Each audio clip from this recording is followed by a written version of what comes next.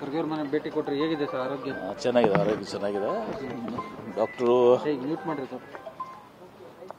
ಆರೋಗ್ಯ ಚೆನ್ನಾಗಿದೆ. ಬಂದವ್ರಿಗೆಲ್ಲ ಕೂಡ ಎಲ್ಲ ಚರ್ಚೆ ಮಾಡ್ತಾರೆ.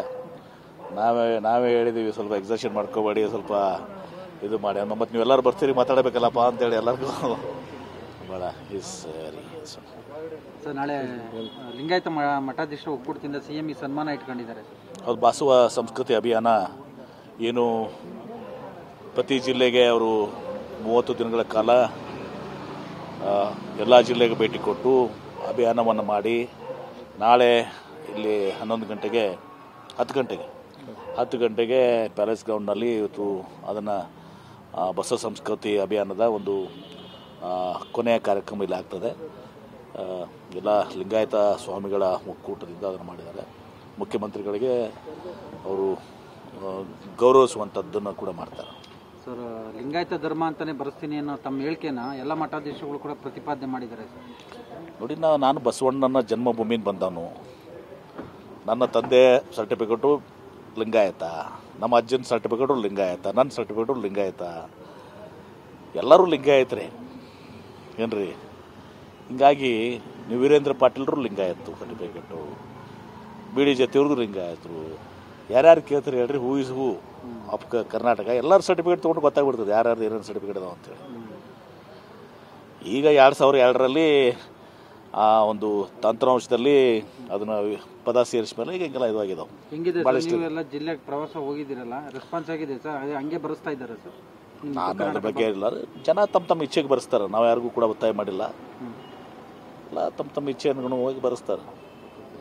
ಫ್ಲಡ್ಡಿಂದ ಹೇಗೆ ಸರ್? ಪರಿಹಾರ ವಿತರಣೆ ದೇವೇಗೌಡರು ನಾನು 3-4 ದಿವಸ ಬಿಟ್ಕೊಂಡು ಗುಲ್ಬರ್ಗ ಬಿಜಾಪುರಕ್ಕೆ ಹೋಗ್ತೀನಿ ಅಂತ ಹೇಳಿದ್ದಾರೆ. ಹೋಗ್ಲಿ, ಅವ್ರು ಹೋಗಕ್ಕೆ ಬೇಡ ಅಂತಾರೆ. ಎಲ್ಲರಿಗೂ ಕೂಡ ಅಧಿಕಾರ ಇದೆ ಹೋಗ್ಲಿಕ್ಕೆ. ಆದರೆ ಇವತ್ತು ದಿವಸ ನಾವು ಸರ್ಕಾರ, ನಮ್ಮ ಮುಖ್ಯಮಂತ್ರಿಗಳು, ನಾವೆಲ್ಲರೂ ಸಚಿವರೆಲ್ಲ ಟ್ರಾವೆಲ್ ಮಾಡಿದ್ದೀವಿ, ಹೋಗಿ ಬಂದೀವಿ. ಮುಖ್ಯಮಂತ್ರಿಗಳು ವೈಮಾನಿಕ ಸಮೀಕ್ಷೆ ಮಾಡಿ NDRF ನಾಮ್ಸ್ನಾಗೇನು ವಿಶೇಷವಾಗಿ ಈ ಒಣಭೂಮಿ 80% ಒಣಭೂಮಿ ಬರ್ತದೆ, ಮಳೆ ಆಶ್ರಿತ ಭೂಮಿಗಳಲ್ಲಿ ಬರ್ತವೆ.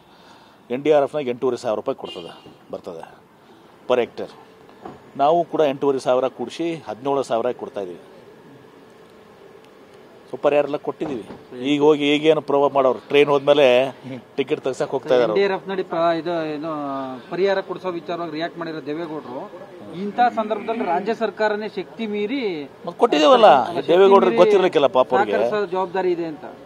ರಾಜ್ಯ ಸರ್ಕಾರ 8,500 NDRF ಅಲ್ಲದೆ 8,500 ಮ್ಯಾಚಿಂಗ್ ಕೊಡ್ತಾ ಇದ್ದೀವಿ. ಗೊತ್ತಿರ್ಲಿಕ್ಕಿಲ್ಲ ಅವ್ರಿಗೆ ಬಹುಶಃ.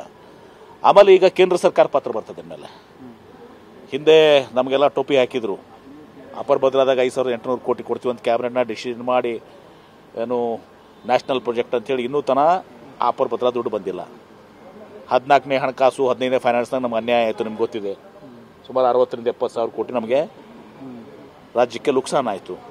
ಈಗ ಎಲ್ಲ ರಸ್ತೆಗಳು ಹಾಳಾಗಿದ್ದಾವೆ, ಮಳೆ ಮತ್ತು ಫ್ಲಡ್. ಈ ಕಡೆ ರಸ್ತೆಗಳು, ವಿದ್ಯುತ್ ಶಕ್ತಿ ಕಂಬಗಳು, ಟ್ರಾನ್ಸ್ಫಾರ್ಮರ್ಗಳು, ಅದು ಗ್ರಾಮೀಣ ಅಭಿವೃದ್ಧಿ ರಸ್ತೆಗಳಿರ್ಬೋದು, PWD ರಸ್ತೆ ಇರ್ಬೋದು, ಎಲೆಕ್ಟ್ರಿಕಲ್ ನಿಮಗೆ ಟ್ರಾನ್ಸ್ಫಾರ್ಮರ್ಸ್ ಇರ್ಬೋದು, ಶಾಲೆಗಳಿರ್ಬೋದು, ಅಂಗನವಾಡಿ ಇರ್ಬೋದು, ಇವೆಲ್ಲವೂ ಕೂಡ ಹಾಳಾಗಿದ್ದಾವೆ. ಇದೆಲ್ಲವನ್ನು ಕೂಡ ಸಮೀಕ್ಷೆ ಮಾಡಿ ಇವತ್ತು ಸಹ ಪ್ರಪೋಸಲನ್ನು ಕೇಂದ್ರ ಸರ್ಕಾರ ಕೊಡ್ತೀವಿ. ಆವಾಗ ಹೇಳ್ರಿ, ದೇವೇಗೌಡ ಸಾಹೇಬ್ರಿಗೂ ಹೇಳ್ರಿ, ಅವರು ಪಾರ್ಟ್ನರ್ಶಿಪ್ನಾಗ ಅದಾರಲ್ಲ.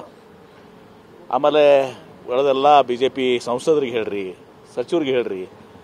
ಅವಾಗ ನಮ್ಮ ರಾಜ್ಯಕ್ಕೆ ಏನು ಈ ಮಳೆಯಿಂದ ರೋಡ್ಗಳು ಹಾಕಿದ್ದಾವೆ, ವಿದ್ಯುತ್ ಶಕ್ತಿ ಇದು ಹಾಳಾಗಿದ್ದಾವೆ, ಸ್ಕೂಲ್ಗಳಾಗಿದ್ದಾವೆ, ಅಂಗನವಾಡಿಗಳು, ಅದಕ್ಕೆ ಕೇಂದ್ರ ಸರ್ಕಾರ ವಿಶೇಷ ಪ್ಯಾಕೇಜ್ ಕೊಡಿಸ್ರಿ ಅಂತೇಳಿ ಇವರೆಲ್ಲರೂ ಇಲ್ಲೇ ಮಾತಾಡ್ತಾರೆ. ಅಲ್ಲಿ ಮೋದಿ ಮುಂದೆ ಹೋಗ್ಲಾಕ ಎಲ್ಲರೂ ಗಡಗಡ ನಡ್ತಾರೆ. ಅಲ್ಲಿ ಮಾತಾಡುವಂಥ ಧೈರ್ಯನೇ ಇಲ್ಲ ಅವ್ರಿಗೆ. ಇಲ್ಲಿದೆ ಕೈಯ ಮಾಡೋದು ಇಲ್ಲೇನೆ.